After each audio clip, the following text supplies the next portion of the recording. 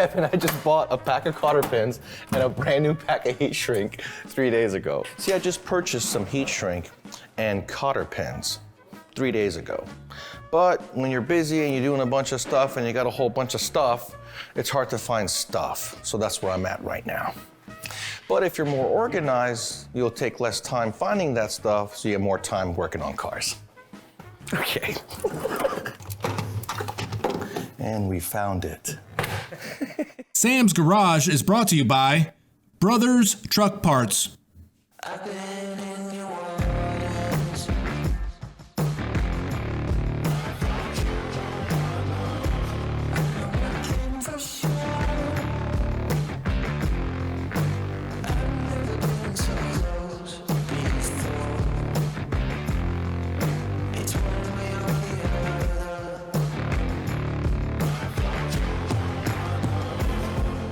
On this week's episode of Sam's Garage, Sam teams up with the guys from Brothers Truck Parts, showing us how to replace those rusted out door panels on your 1947 to 87 Chevy or GMC truck. Sam and Kevin wrap up the fuel injection system in the Buick Skylark. Then Sam and Doug button up the front end on the Hudson Hornet.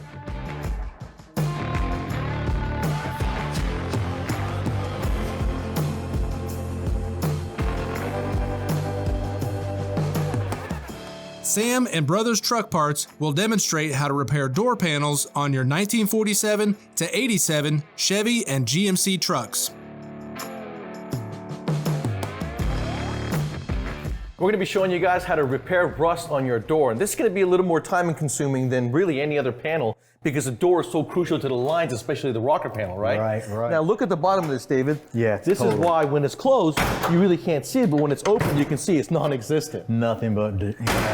So what are we going to do? Well, the first thing you want to do on this is assess the overall truck, basically. Has it been in an accident? Are there 2-3 different doors and fenders and things like that? And the reason we want to do that is because if there are any damage, we want to compensate for that when we're doing the repair. Maybe the door here bows out too much in the front or the back, et cetera, et cetera. So we're going to take care of all that at the same time. Awesome. So what's the first step to this? First step, we're going to take our fender off, then we're going to go ahead and take our door off. First, we're going to disassemble the door off or on the truck? No, I like to disassemble it when it's on the truck because it's a lot easier when holding it's more stable, when it's on the truck. All right, let's get some tools and get started on this. Right on.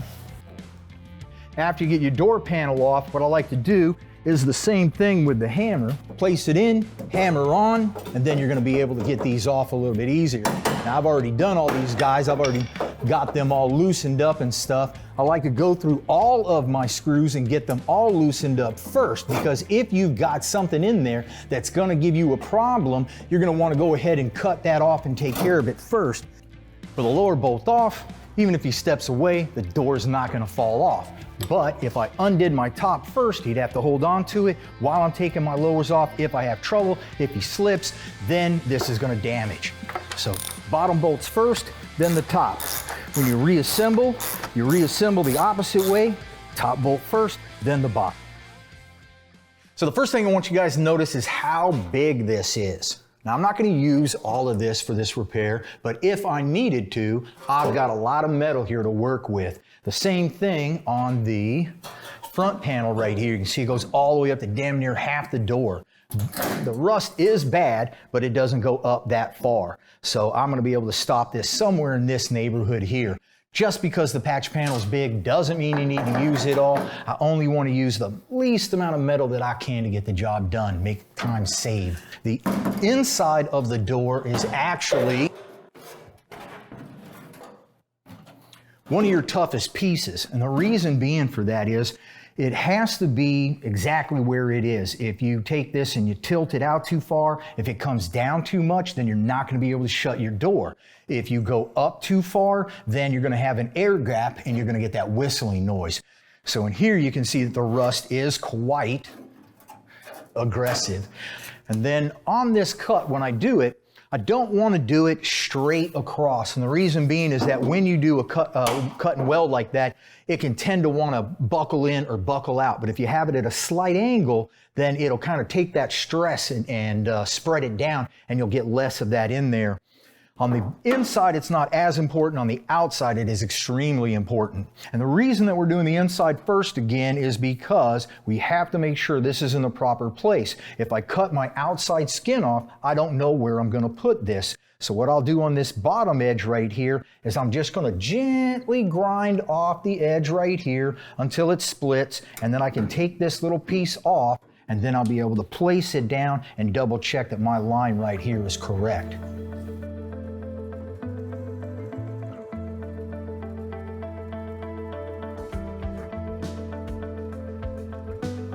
All right, Dave, tell the world what you're doing with that level. All right, so if this plane right here is level and this plane right here is level, and they're level together, you know you're good. If we're tilting up or down, you know we're bad. All right, so what we're gonna do is we're gonna go ahead and finish up the bottom side of this door, and when we come back, we're gonna show you how to replace and do the rest of it on the front side of the door, so stay tuned.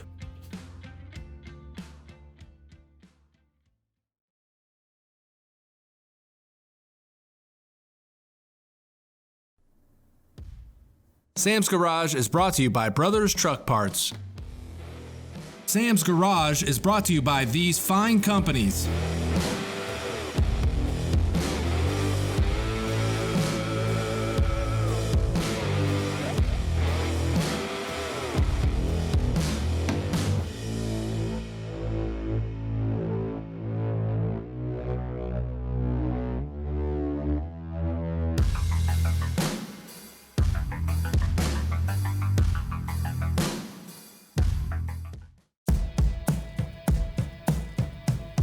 Coming up, with the help of Brothers Truck Parts, Sam will replace rusted out panels on their project truck.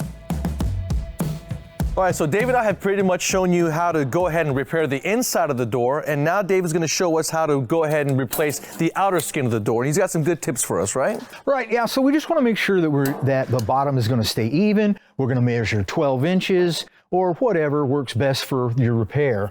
When I'm cutting this off, I'm going to do it just like I did the inside. I'm going to do it at a diagonal. And where I cut it is very important too. I don't want to cut it at exactly the same spot that the inner patch panel was done. And the reason being is that the two patch panels going together like that at the same spot, it might be tough to get my angle correct. But if I take this up a little bit, then I'll be able to use the existing door structure to work the bottom down, and then everything will be able to match a lot better. And that's when you go ahead and finalize your welding and make everything permanent, is when you've gotten both patterns perfect like you want it. Right, because if we cut off the top, then when we do the bottom, it's not as easy to get it in exactly the same spot. So leaving this old metal here, placing it exactly where the original was, now we know we're good, now we can do the top. And if you guys had minimal rust at the very bottom of the door, let's say 2 or 3 inches, and if you could have cut it inside the molding, that'll hide any repairs you may have, so that's the cool little That would have tip. been nice, yeah. But in our case, we have to go further up because the rust is so bad. Yeah. Well, let's get to cutting. Alrighty then.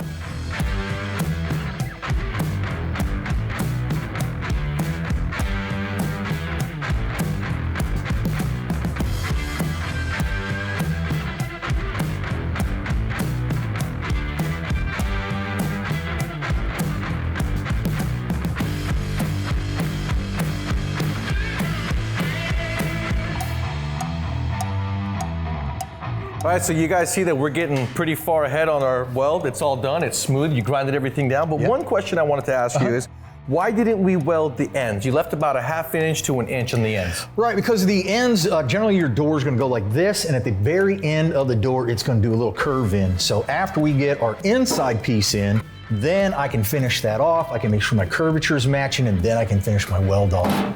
More metal work is less body work, right? Damn straight. Good job. It's It's looking really good. All you gotta do is roll that edge, right? Right, you gotta be careful when you roll your edge, especially right in here. If you take it and you hammer at the top too much, then it's just gonna roll the whole thing in. So what we're gonna be doing is just hammering it till we get a curve, and then it looks like this is even, and then once we get that curve going, then I can collapse it down and keep a nice line right here. So just take your time, you'll be fine. Absolutely, and see, we got a little bit of welding to do still. We're gonna finish up rolling this thing. And pretty much we have shown you guys all the tips and tricks that you need at home to be able to do some body work for yourself, save a bunch of money, and learn the techniques of the professionals so that you can have a good finished product without a lot of Bondo on there, right? Yeah. Cool, very nice job. What we're gonna do is finish this, let's reassemble the door and put it back on the truck. Dave did an awesome job on the rust repair on this door. Now, before we go on to the rust repair for the rocker panel, we're gonna have to dry fit this door. So we didn't reassemble the inside of the guts of the door because that's gonna get too heavy, right? So what are we gonna do next? Well, now that we know that it fits right, we can go ahead and go with our rocker. The reason that we're doing this is because if you were to take your door off, your rocker off, cut everything, weld it all back, and then the door didn't shut right, you don't know, did I do the door wrong? Did I do the rocker wrong? So we do our door first, test it on our original rocker, fits, now we can take it back off and do the rocker. If we run into any problems with fitment, then we know it's the rocker. And that's actually gonna save you guys a bunch of time in the long run. Now this cab you guys are looking at, the truck, probably thinking, why are we repairing this truck? That's because this truck is a fully equipped truck and it's very special to the customer. So why not go in and do a bunch of rust repair and make it his again? So we're gonna continue on with the rocker panel rust.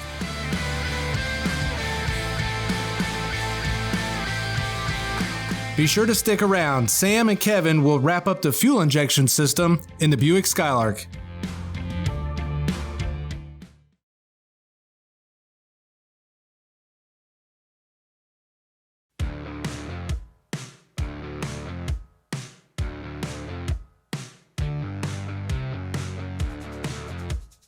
Up next, Sam and guest Kevin Ford work on finishing the fuel injection system in the Buick Skylark.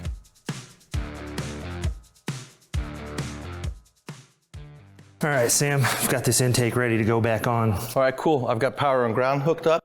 So basically what we're doing this week, guys, is we're gonna be finishing up the fuel injection portion of our engine swap here. And we've got most of it done, but we've had to do a lot of rerouting to make sure that the wire harness is both long enough and looks good and works good, correct? Yeah, and a big part of this whole swap that we do with the LS Classic engine is to keep it looking as original-ish as we can.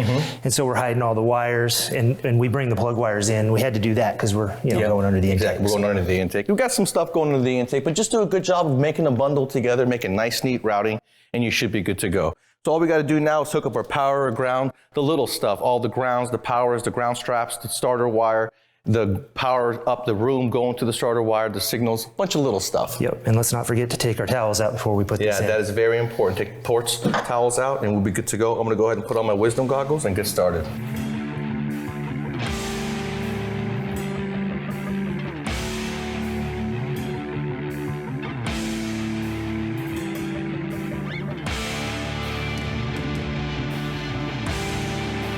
So we'll do tape because crimps will be too big. Yeah, no, we just Or we could do heat shrink. Heat shrink the ends off. do any of these have a signal? I know IAC will have 5-volt signal, TPS will have a 5-volt signal, CTS will have a 5-volt signal. Okay, yeah, let's sure. just separate them out and Yeah. And we Like don't you know said. which one's ground, which one's voltage, so we'll just put a little heat shrink on all of them.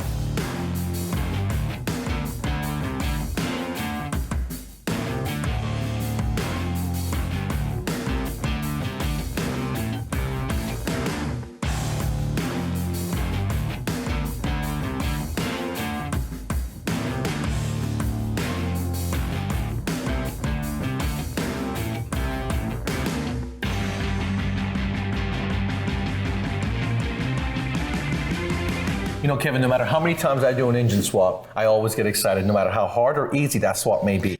And this one went really easy. I mean, did. All the components that we got from Holly bolted in. We didn't have to fabricate very much of anything. Other than little brackets. That's what you get when you go with quality parts. It takes less time. You may spend more, but you spend less in labor. That's true. And everything hooked up, everything's ready to run. We got a few little details we missed. Yep. Like you got a suntan down there because you were trying to hook up the starter signal wire and you got a couple of sparks, but went ahead and disconnected the negative cable. Yep. Go upstairs, look at it again, make sure we tighten that. We've got to do the overflow to the reservoir, taking care of that next. Travis went ahead and made a nice steam line for the top of the LS. You guys, small block Chevy guys, don't know. We forget about that steam line. Then you go and pouring antifreeze and you make a big mess on the floor. Yeah. So we got that taken care of. We're going to do a power steering line, and I think we've pretty much got everything else covered. Yep. We're going to go through and look at everything, make sure everything is good, no power wires are touching anything metal, and everything is fused. We'll check all our fluid levels. We don't want to run dry. Then we're all done and good to go. We're going to go back and see what we can clean up. Because, when you have a time restraint sometimes, you don't have a lot of love you can get. But now that everything is done and it runs, it's motivation to go ahead and do a little extra. Yeah, just like this wiring harness for this Terminator X. This thing's labeled, everything's great, and we know it's going to run the car. We got to make sure we get the cab hooked up. We got to get everything wired just so. Yep. And we don't want to have to unbundle this 4 times. But it would finish off the look if we take it home, maybe take a little bit of time and extend those wires, hide it into the fender. Then your nostalgic old school engine bay look will stay that way, nostalgic and old school. It looks like a carburetor. That's right. And that's what's going to fool people. And that's what's cool about this engine swap is that it's going to be completely different. When you go to the local car show and everyone's got an LS motor, you're going to stand out from the crowd. When we return, the highly anticipated Hudson Hornet rebuild project will be back on Sam's Garage.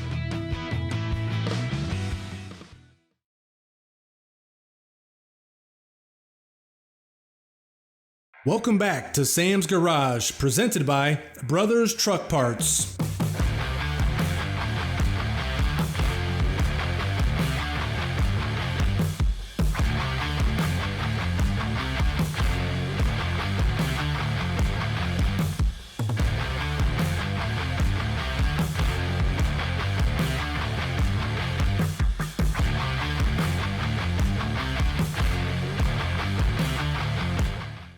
Welcome back to Sam's Garage, where we continue working on the Hudson Hornet project.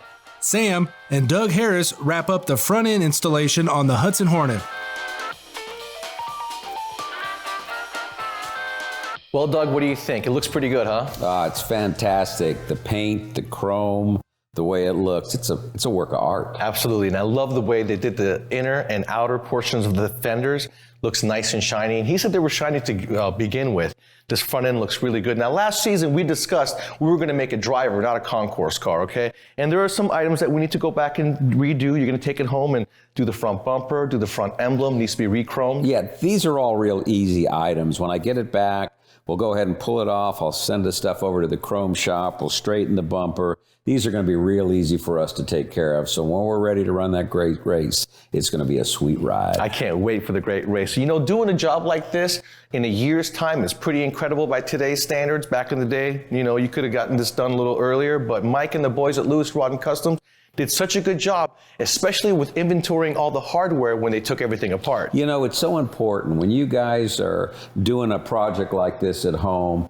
Pictures, pictures, pictures, and also take all of your hardware and bag it. Put it in little plastic bags, write on it what it is, where the parts go to it. That's when you get ready to assemble this project like this, you know where it goes. Absolutely, because they took half the car apart, bagged it, and we put that car back together without them here, so it made it very easy on us to do so. Even though we changed all the hardware, there was a lot of the hardware that we had to reuse because they were for the dash and other things that were special hardware. You know, we could have never done it if they hadn't taken the time of putting everything together. It would have been impossible for us. Yeah, it would have taken a lot more time. So thank you, Mike at Lewis Rod and Customs and the boys over there for doing such an impeccable job on our Hudson and doing it in such a good quality time.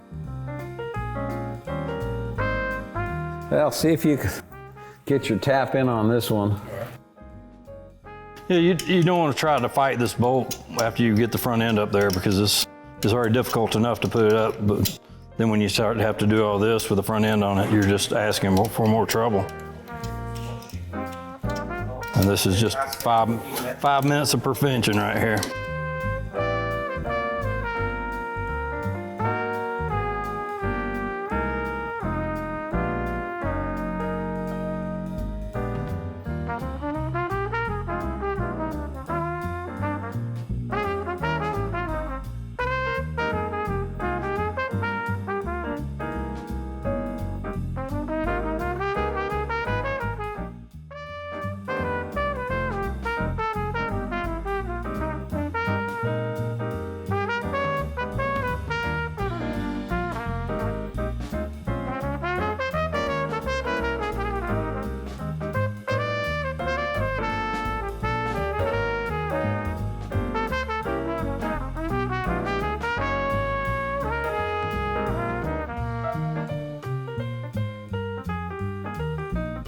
Look how beautiful this Hudson is coming along.